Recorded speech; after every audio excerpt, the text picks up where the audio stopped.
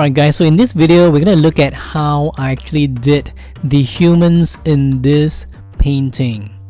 Right, so first I used the brush to actually add in some dark colors to paint some parts of the human figures and also the motorcycle. And in this case right here we have this the pants of the woman that is being done with that very dark tone for the brush for the pants. And I'm just gonna use the small brush to help me with some of the details for the motorcycle. So again, using that small brush, I'm just going to, and also of course this large brush, I'm just going to make some of the strokes for the motorcycle, and this will help us to make sure that we have all these strokes that are being added, and we have that stand right there that is represented by that stroke downwards. And of course we have this different kinds of black tones that are being added that make up the main part of the motorcycle. So this is done by using all these very quick strokes, and I'm going to leave out some white because of the details, like some of the lights of the motorcycle. And then we are going to make sure that we have the seat as well, and also the controls and everything else, and all the things that we see inside the motorcycle. And so this will really give us a very convincing way of depicting this motorcycle with all these different kinds of brown and dark brown strokes and black strokes that we are adding in to the motorcycle right here. Right, so we have all these kinds of lines. Again, not necessarily for us to use all black, just using some red right now to represent the basket in front of that motorcycle. And very quickly I'm just using some of those strokes to add in some of those the headlights, the tail lights, and also the different lights for the motorcycle. And I'm moving on to the human figure, again adding in some of the blacks first. So as I said earlier, I love adding in some of the blacks, and by adding in those blacks first, that will give me a chance to add in those other colors later on. But of course most watercolor artists would like to paint in the light areas first, but for me I'm kind of different because I love the darks, and I love to add in the black strokes first, as you are seeing right now. And that will really give us very interesting kinds of colors and variations when we add in the black, and then we combine it with browns and blues and purples.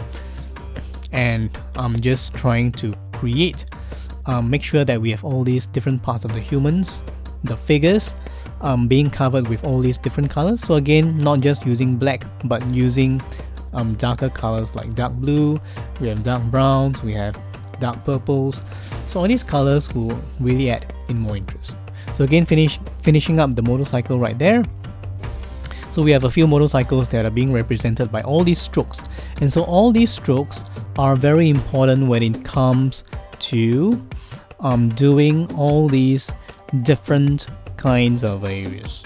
Right, so now I'm doing some of the human body, but I'm just trying to finish up the temple wall first before moving on. And I'm just going to very quickly use some of those gray tones to recreate those humans, of course using that light blue tone right there, which is standing out. And I used light brown, which is burnt sienna, to paint the faces while leaving out the details. Right, so by using this very nice color called burnt sienna. So this burnt sienna is actually light brown, right? They call it light brown, but of course the technical term for that is burnt sienna. And of course this is good for doing the skin tones, especially for the people here. We have this very nice browns that can really help all these skin tones to stand out, their faces, and this is really very amazing and attractive to look at. Alright, so we have all these different faces that are being added with the small brush, and it is really satisfying to add in all these details with my small brush, because we can see all these things coming together, and they are really giving me a lot of interesting details because of all these nice things they can find inside the image. Right, so using that small brush, just trying to recreate, finish up the faces right there. And so right now we see all these faces without any facial expressions because they are far away, and there's no need for us to have all these strokes for the facial expressions. And so we have all these amazing kinds of colors that represents the face. So using a small brush again, I'm just going to recreate the human's face. Using that small brush, I'm just going to make sure that we have the area for the hair that is being left white, which we will later on add in later. So now I'm doing this small figure right here in the middle, the front, who has this bigger figure behind. So this child, or this young adult, is being painted. But of course, I'm going to paint some of the other things first, and so I'm going to make sure that we have all these gray tones that make up the motorcycle. So again, using some of that red tones to paint some of the lights on the motorcycle, and then later on I'm just going to use some of the strokes to create some of those interesting things that you see on the human figures. But first, just gonna finish up some of the details on the motorcycle, which you can see the places left white are being added in by filling up with gray, and just trying to finish up some of the details right here before we actually move on to the rest of the thing. Right, so right here we still have this motorcycle that is on the extreme left, and this is done by using some gray tones, gray strokes, because they are very light. It is underneath the sunlight, and so we use these light gray tones and strokes to create this interesting patterns on the motorcycle. And I'm just going to make sure that we have all these lines that are also making up the details for the motorcycle, and these are being blended well with the rest of the gray tones of the motorcycle, and of course the dress, the shirt of the human, of the human figure. Right, so right now we are seeing all these amazing things that are happening right now. This guy is actually riding a motorcycle with a guy behind him, and because of the sunlight we see that there are reflections on his shirt. So we see all these very nice things that are being done, and I'm just using that brush to help me with some of that, the shoes and all the details, and of course just very quickly adding in all these details. And you can see that I'm trying to add in all these details for the humans. So I used different colors to depict their shirts. Okay, so we have all these reds and all these rich colors, and by adding in like reds and all these nice colors, this will help to create a lot of interest for the shirt and the figures. And this red is also complemented with the background behind, and so we have all these warm tones that will really help us to have this amazing mix of colors that are being combined well, because I've made sure that they are they can mix well together and they come together well.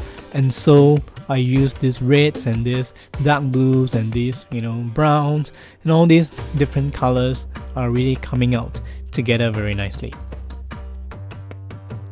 Right, so we have the mixing of different colors and the mixing of pinks and different tones of red. So the red, again, we don't want to just use the same tone of red. Again, we want to change the tones of the red from light red to dark red to other kinds of red.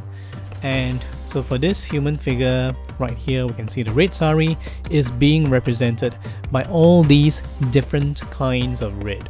Right, so these reds are very interesting and very attractive to look at when we have all these different reds that attract the viewer's eyes when they actually look at the figures, and it is the reds that stand out. But of course we can always add in lighter reds to resolve the reds.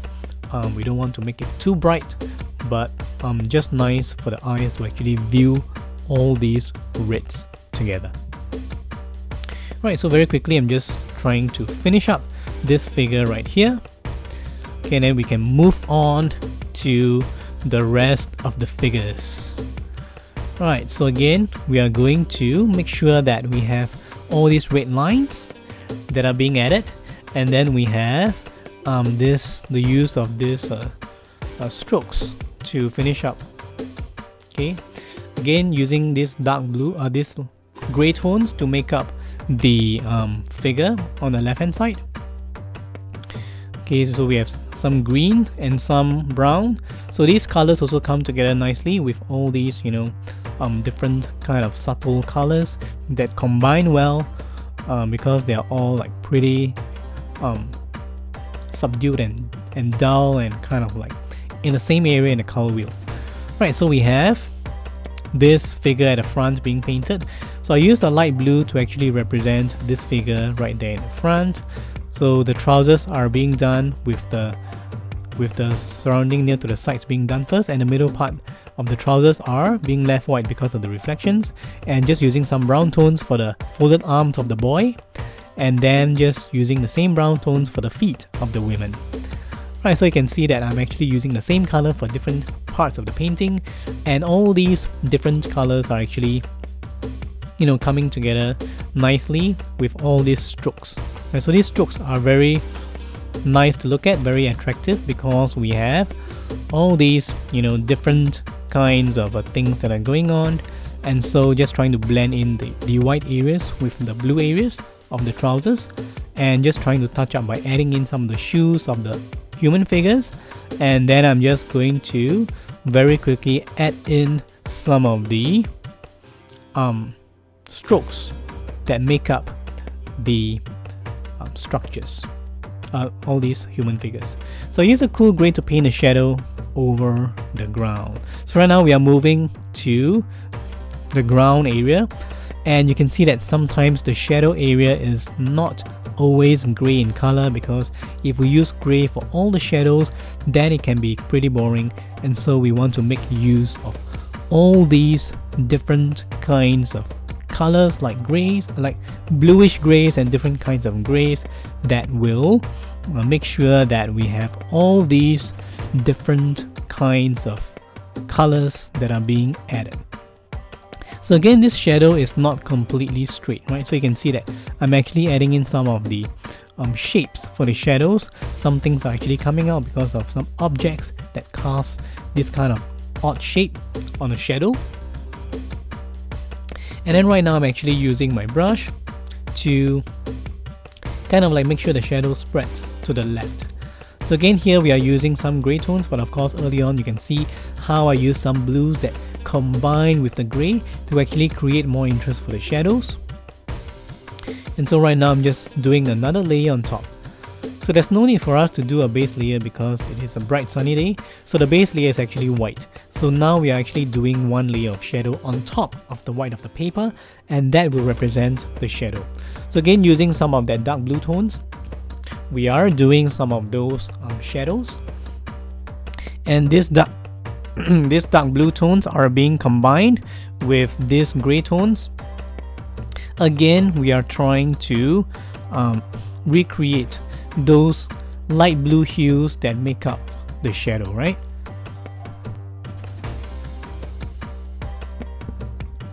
Right, so we are almost done with this painting right here, with all these different blues and different grays that actually make up the shadow, that is also made up of different shapes. These are complex shapes.